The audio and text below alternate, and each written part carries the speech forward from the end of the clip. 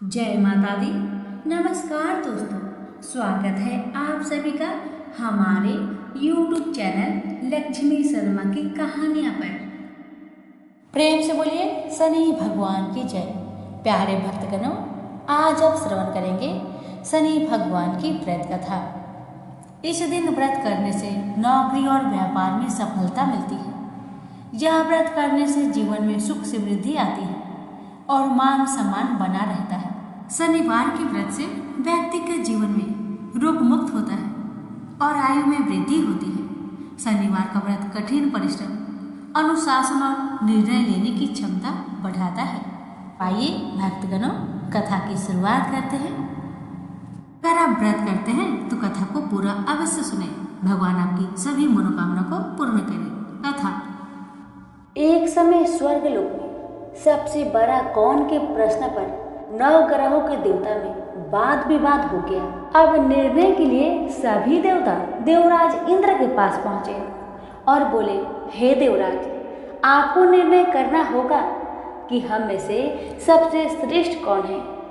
देवताओं के प्रश्न सुन इंद्र उलझन में पड़ गए। फिर उन्होंने सभी को पृथ्वी लोक में राजा विक्रमादित्य के पास चलने का सुझाव दिया। सभी ग्रहों के देवता भूलोक राजा विक्रमादित्य के दरबार में पहुंचे। जब सभी ग्रहों के देव ने अपना प्रश्न राजा विक्रमादित्य से पूछा तो वह भी कुछ देर के लिए परेशान हो उठे, क्योंकि उन्हें पता था कि सभी ग्रह अपनी अपनी शक्तियों के कारण महान थे। किसी को भी छोटा या बड़ा कह देने से उनके क्रोध के प्रकोप से भयंकर हानि पहुंच सकती थी। बहुत सोच विचार करने के बाद अचानक राजा विक्रमादित्य को एक उपाय सूझा और उन्होंने विभिन्न वस्तुओं जैसे सोना, चांदी, कांसा, तांबा, सीसा, रांगा, जस्ता, अब्रक व लोहे के 9 आसन बनवाए। सबसे आगे सोने और सबसे पीछे लोहे का आसन रखा गया। उन्होंने सभी देवताओं को अपने अपने आसन पर बैठने को कहा। उन्होंने कहा, जो जिसका आसन हो ग्रहण करे। जिसका आसन पहले होगा वह सबसे बड़ा तथा जिसका बाद में होगा वह सबसे छोटा होगा। चूंकि लोहे का आसन सबसे पीछे था, इसलिए शनिदेव समझ गए कि राजा ने मुझे सबसे छोटा बना दिया है। इस निर्णय से शनिदेव रुष्ट होकर बोले, हे राजन, तुमने मुझे सबसे पीछे बैठाकर मेरा अपमान किया है। तुम मेरी शक्तियां से परिचित नहीं हो। सूर्य एक राशि पर 1 महीने, चंद्रमा 2 महीने 2 दिन, मंगल 1.5 महीने, बुध और शुक्र 1 महीने, बृहस्पति 13 महीने रहते हैं। लेकिन मैं किसी भी राशि पर 2.5 वर्ष से लेकर 7.5 वर्ष तक रहता हूँ। बड़े बड़े देवताओं को मैंने अपने प्रकोप से पीड़ित किया है। अब तू भी मेरे प्रकोप से सावधान रहना। इस पर राजा विक्रमादित्य बोले, जो कुछ मेरे भाग्य में होगा देखा जाएगा। इसके बाद अन्य ग्रहों के देवता तो प्रसन्न मन के साथ खुशी खुशी चले गए वहां से।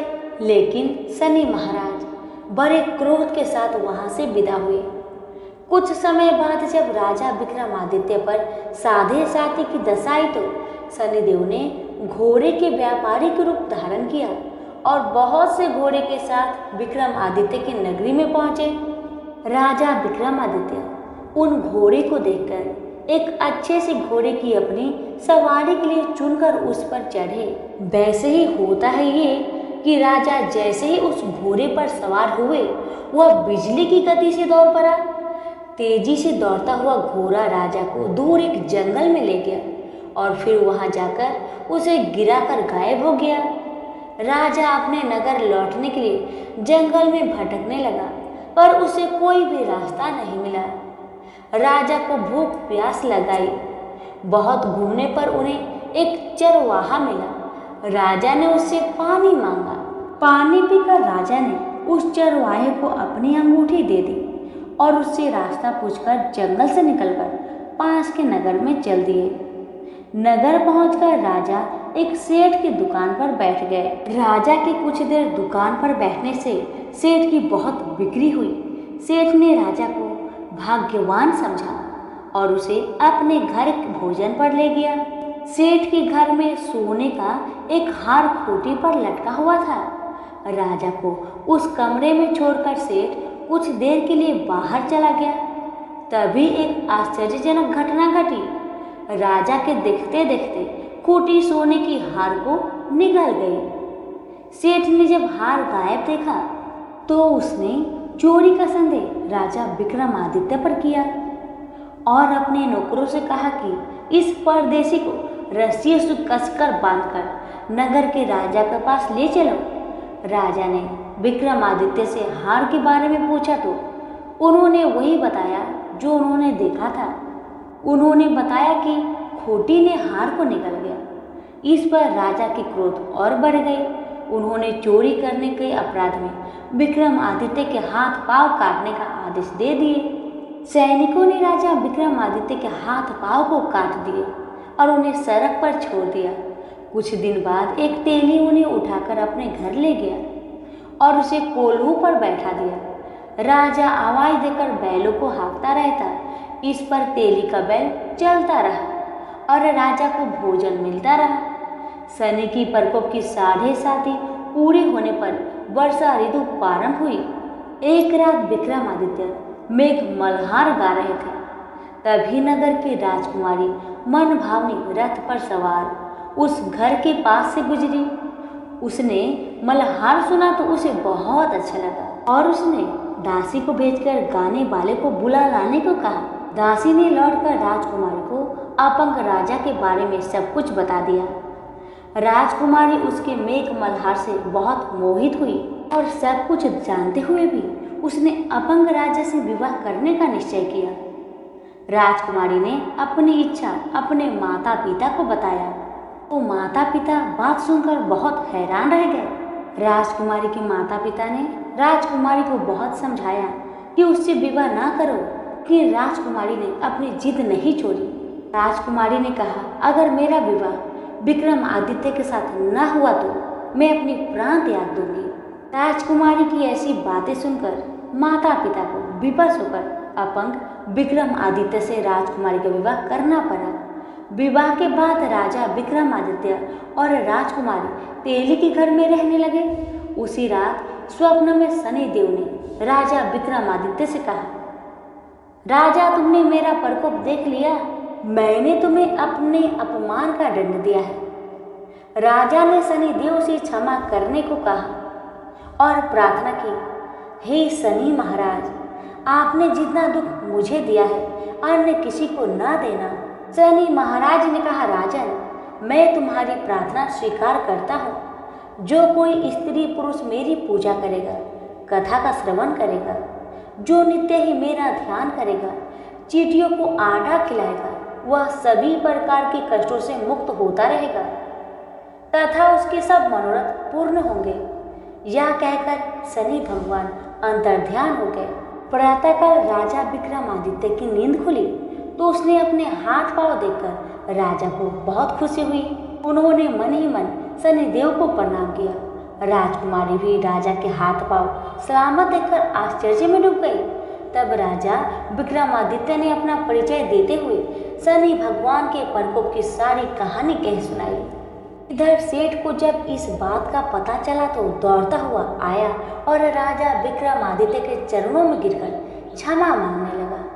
राजा विक्रमादित्य ने उसे क्षमा कर दिया क्योंकि वह जानते थे कि यह सब शनिदेव के प्रकोप के कारण हुआ है। सेठ राजा विक्रमादित्य को पुनः अपने घर को ले गया और उसे भोजन कराया। भोजन करते समय वहाँ एक आश्चर्य घटना घटी। सबके देखते देखते उस खूंटी ने हार को उगल दिया। सेठ ने अपनी बेटी का विवाह भी राजा विक्रमादित्य के साथ कर दिया और बहुत से स्वर्ण आभूषण धन आदि देकर राजा को विदा किया।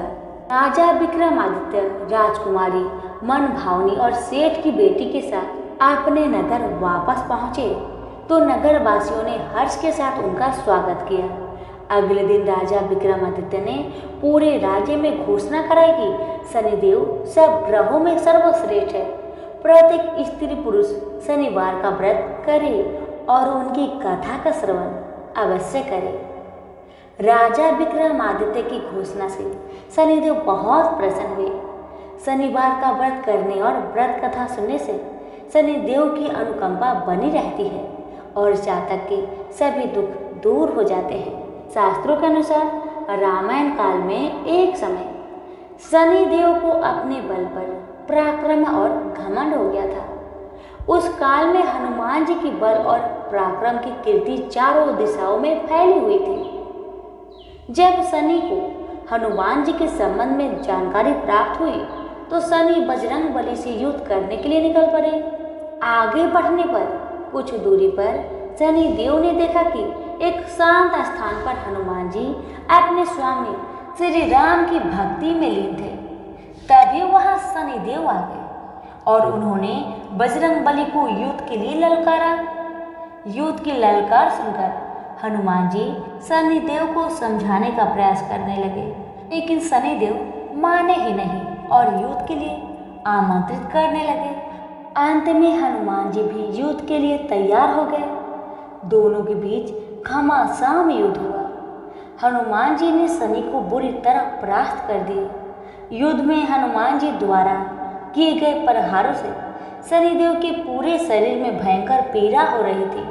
इस पीड़ा को दूर करने के लिए हनुमान जी ने शनि को तेल दिया।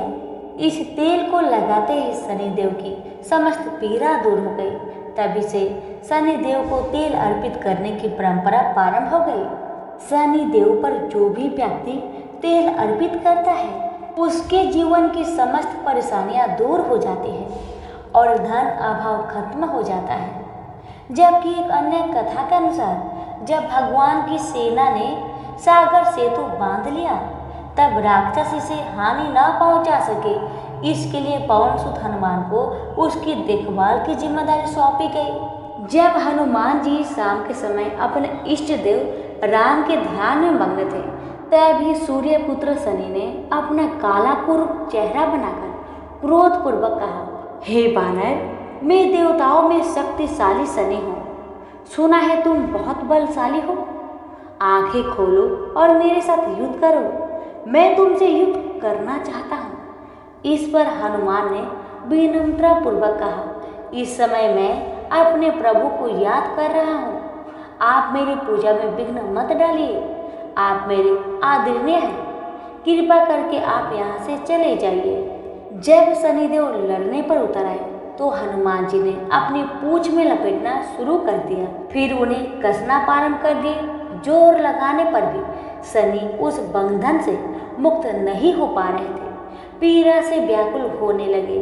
फिर हनुमान जी ने सेतु की परिक्रमा कर शनि के घमंड को तोड़ने के लिए पत्थरों पर पूंछ को झटका दे देकर पटकना शुरू कर दिए। इससे शनि का शरीर लहूलुहान हो गया, जिससे उनकी पीड़ा बढ़ती गई। तब शनिदेव ने हनुमान जी से प्रार्थना की कि मुझे बंधन से मुक्त कर दीजिए। मैं अपने अपराध की सजा पा चुका हूँ। फिर मुझसे ऐसी गलती कभी नहीं होगी। तब हनुमान जी ने जो तेल दिया उसे घाव पे लगाते ही शनिदेव की पीड़ा मिट गई। उसी दिन से शनिदेव को तेल चढ़ाया जाता है, जिससे उनकी पीड़ा शांत हो जाती है और वे प्रसन्न हो जाते हैं। शनि को तेल अर्पित करते समय ध्यान रखें ये बात, शनिदेव की प्रतिमा को तेल चढ़ाने से पहले तेल में अपना चेहरा अवश्य देखें। ऐसा करने पर शनि के दोषों से मुक्ति मिलती है। धन संबंधी कार्य में आ रही रुकावटें दूर हो जाती है और सुख समृद्धि बनी रहती है। प्रेम से बोलिए शनि महाराज की जय। पिप्पलाद ऋषि का नाम आप सभी ने सुना होगा। वह महर्षि दधीचि के पुत्र थे। महर्षि दधीचि जिन्होंने अपनी हड्डियों का दान कर दी थी, जिससे इंद्र का वज्र बनाकर और वृत्तासुर का संहार संभव हो पाया था। यह घटना ब्रह्म पुराण की है।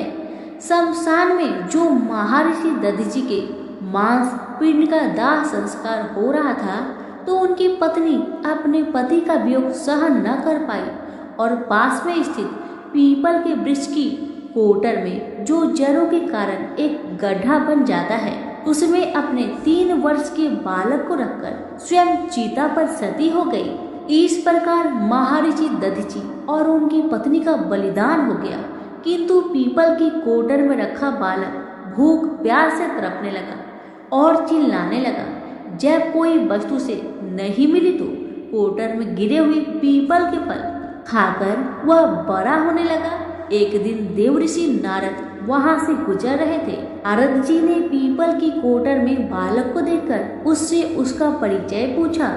बालक ने अपना परिचय दिया और बताया कि मैं नहीं जानता कि मैं कौन हूँ। नारद ने पूछा, तुम्हारा जनक कौन है? तब बालक भी उसी तरह का उत्तर दिया कि वह नहीं जानता कि उसके जनक कौन है। तब नारद जी ने अपना ध्यान धरकर उस बच्चे के बारे में पूरी जानकारी निकाली और उसे बताया कि तुम महान दधीचि के पुत्र हो। तुम्हारे पिता की अस्थियों का वज्र बनाकर ही देवताओं ने असुरों पर विजय प्राप्त की थी। नारद ने बताया कि तुम्हारे पिता दधीचि की मृत्यु मात्र 31 वर्ष की उम्र में ही हो गई थी। बालक ने अपने पिता की अकाल मृत्यु के बारे में जानना चाहा। तब नारद जी ने बताया कि उन पर आई इस विपत्ति का कारण शनिदेव की महादशा थी। नारद जी ने उस बालक को पिप्पलाद नाम दिया क्योंकि वह पीपल के पत्ते और उसका गुदा खाकर बड़े हुए थे। उसके बाद नारद जी ने उसे दीक्षित किया। नारद जी के जाने के बाद उस बालक ने, जिसका नाम पिप्पलाद था, ब्रह्मा जी की घोर तपस्या की। ब्रह्मा जी ने जब बालक से वर मांगने के लिए कहा तो पिप्पलाद ने अपने दृष्टि मात्र से किसी को भी जलाने की शक्ति मांगी। ब्रह्मा जी ने उसे वरदान दे दिया। ब्रह्मा जी के वरदान के बाद पिप्पलाद ने सबसे पहले शनि देव का आह्वान किया और उन्हें अपने सामने प्रस्तुत किया। सामने पाकर उन्होंने शनि देव को भस्म करना शुरू कर दिया। शनि देव शरीर से जलने लगे। ब्रह्मांड में कोलाहल मच गया। सूर्य पुत्र शनि की रक्षा के लिए सारे देवता विफल प्रतीत हो रहे थे। सूर्य ने अपनी आंखों के सामने अपने पुत्र को जलता हुआ देखा। ब्रह्मा जी उसे बचाने के लिए विनय निवेदन किया। ब्रह्मा जी ने स्वयं पिप्पलाद के सम्मुख प्रकट होकर शनिदेव को छोड़ने के लिए कहा, किंतु वह तैयार न हुए। ब्रह्मा जी ने एक के बदले 2 वरदान मांगने की बात कही। तब पिप्पलाद ने खुश होकर 2 वरदान मांगे। पहला, जन्म से 5 वर्ष तक किसी भी बालक की कुंडली में शनि उसको कारक नहीं होगा। जैसे मैं अनाथ हुआ, शनि के कारण कोई और अनाथ नहीं होगा। दूसरा, उन्होंने कहा मुझे अनाथ को पीपल में शरण दी थी। जो व्यक्ति सूर्य उदय से पूर्व पीपल वृक्ष पर जल चढ़ाएगा उस पर शनि की बुरी महादशा का असर नहीं होगा। माँ जी ने तथास्तु कहकर वरदान दिया। तब पिप्पलाद ने चलते हुए शनि को अपने ब्रह्मदंड से उसके पैरों पर आघात करते हुए मुक्त किया, जिससे शनि देव के पैर क्षतिग्रस्त हो गए और वह पहले जैसे तेजी लायक नहीं रहे। आता तभी से शनि को शनिचराय, जिसे हम आम भाषा में शनिचर कहते हैं, कहा जाता है कि रतिया शनिचरा जो धीरे धीरे चलता है, वह शनिचराय आग से जलने के कारण शनि की काया काली पड़ गई। आप अक्सर किसी भी पीपल के पेड़ के नीचे शनि की काली मूर्ति जरूर देखते होंगे। उसके पीछे यही पौराणिक कारण है। जब शनि की महादशा या साढ़े साथी चलती है जो आपके लिए अच्छी नहीं है, तो ज्ञानी जनों के पास बहुत सारे उपाय होते हैं, परंतु आम जनों को करने का एक साधारण सा उपाय मैं आपको बताती हूँ, जिसका लाभ 100% मिलता है। आपको सुबह उठना है, सूर्य उदय से पूर्व नहा धोकर पीपल के वृक्ष को जल देना है, उसके साथ चक्कर लगाने हैं और 7 चक्कर लगाने के बाद इस मंत्र को हिंदी में बोलना है। आपको कहना है कि जिस तरह से आपने पिप्पलाद ऋषि की रक्षा की थी, ठीक उसी तरह मेरी भी रक्षा करें और आप पाएंगे कि कुछ ही दिनों में आपकी जिंदगी में शनि के बुरे प्रभाव कम होते जा रहे हैं। प्रेम से बोलिए शनि भगवान की जय, पिप्पलाद ऋषि की जय। एक ब्राह्मण को सपने में नीली घोड़ी पर नीले कपड़े पहने एक आदमी दिखाई देता है और कहता है, हे ब्राह्मण देवता, मैं तेरे लगूंगा। ब्राह्मण घबरा कर उठ गया। अगले दिन यही सपना उसे फिर आता है। यह सपना उसे रोज आने लगा। वह परेशान हो गया और चिंता के मारे दुबला होने लगा। उसकी पत्नी ने कारण पूछा तो उसने सपने के बारे में बताया। ब्राह्मणी बोली, वे अवश्य ही शनि महाराज होंगे। अब की बार देखे तो कहना लग जाओ, पर सवा पहर से ज्यादा मत लगना। उस दिन सपना आने पर ब्राह्मण ने कहा, लग जाओ, पर कितने समय के लिए लगोगे? शनि जी बोले, 7.5 वर्ष का लगूंगा।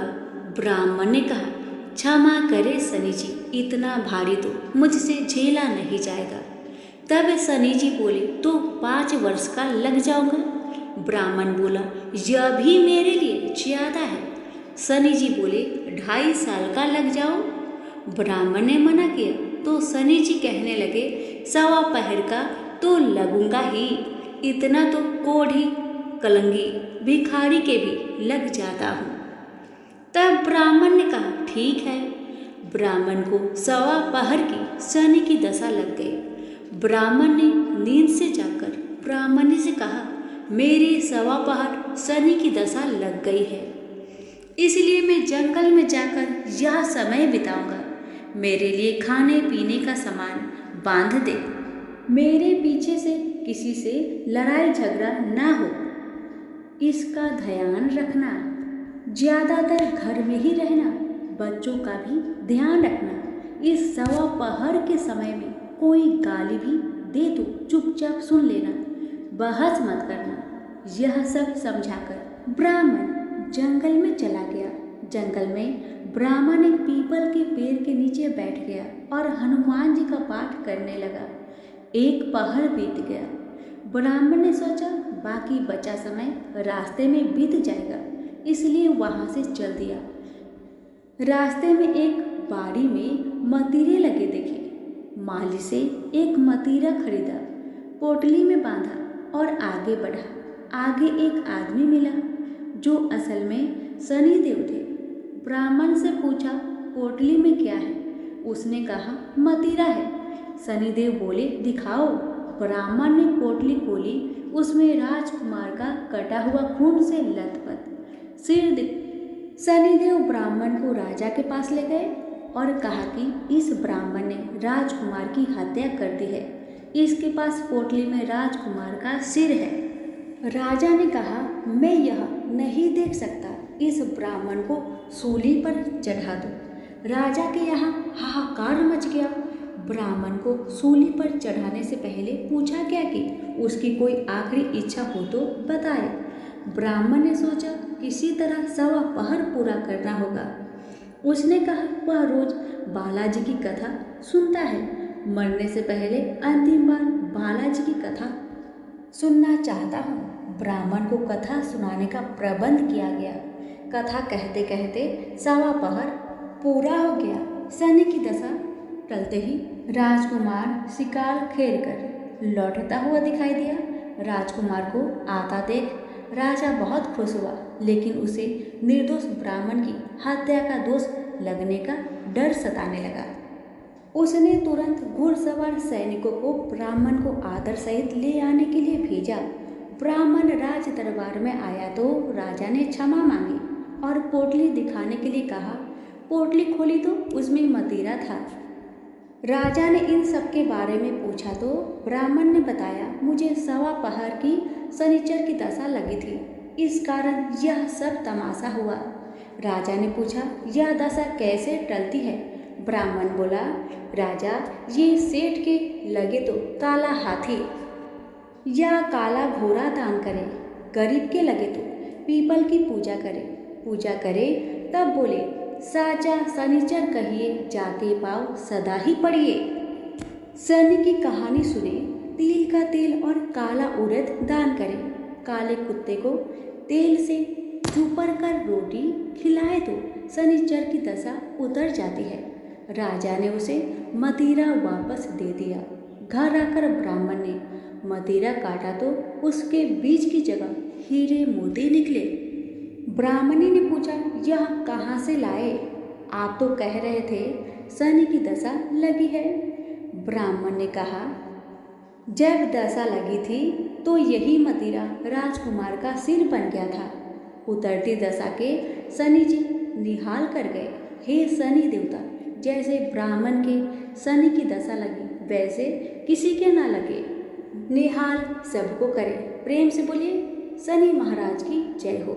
जय जय श्री शनि देव, भक्तन हितकारी, सूरज के पुत्र प्रभु, छाया महातारी। जय जय शनि देव, श्याम अंक वक्र दृष्टि, चतुर्भुजाधारी, नीलांबर धारनाथ, गज की सवारी। जय जय शनि देवा, क्रीट मुकुट शीस रचित, दीपत है लीलारी, मुक्तन की माला गले शोभित बलिहारी। जय जय शनि देवा, मोदक मिष्ठान पान चढ़त है सुपारी, लोहा तिल तिल उरद महिषी अति प्यारी। जय जय शनि देवा, जय जय शनि देवा, देव धनुज ऋषि मुनि सुमरन नर नारी, देव धनुज ऋषि मुनि सुमिरन नर नारी, विश्वनाथ धरत ध्यान शरण है तुम्हारी। जय जय शनि देवा, जय जय शनि देवा। प्रेम से बोलिए शनि महाराज की जय। अब सुनिए माँ महाकाली की कथा, तो प्रेम से बोलिए महाकाली की जय। काली कालिका या महाकाली हिंदू धर्म की एक प्रमुख देवी है। वे मृत्यु काल और परिवर्तन की देवी है। यह सुंदरी रूप वाली आदि शक्ति दुर्गा माता काला विकराल और भयप्रद रूप है, जिसकी उत्पत्ति असुरों के संहार के लिए हुई थी। उनको विशेषतः बंगाल, ओडिशा और असम में पूजा जाता है। हिंदू धर्म में माँ काली का प्रमुख स्थान है। काली का अर्थ है समय और काल। ऐसा माना जाता है कि इनकी उत्पत्ति समय और काल पापियों के नाश के लिए हुई थी। समय और काल से कोई भी नहीं बच सकता, यह सभी को निकल जाता है। माता पार्वती ने यह भयानक रूप पापियों के विनाश के लिए धारण किया था। माँ काली पापियों के लिए विनाश है और अपने भक्तों के लिए प्रेम से भरी हुई है। जो भी प्राणी सच्चे मन से माँ की भक्ति करता है, माँ उसे मनोवांछित फल प्रदान करती है। माँ काली की कथा, एक समय दारुक नाम के पापी असुर ने ब्रह्मा जी की तपस्या करके उन्हें प्रसन्न कर लिया। ब्रह्मा जी से पाए वरदान के कारण दारू अत्यंत बलशाली हो गया। वह देवताओं और ब्राह्मण को परेशान करने लगा।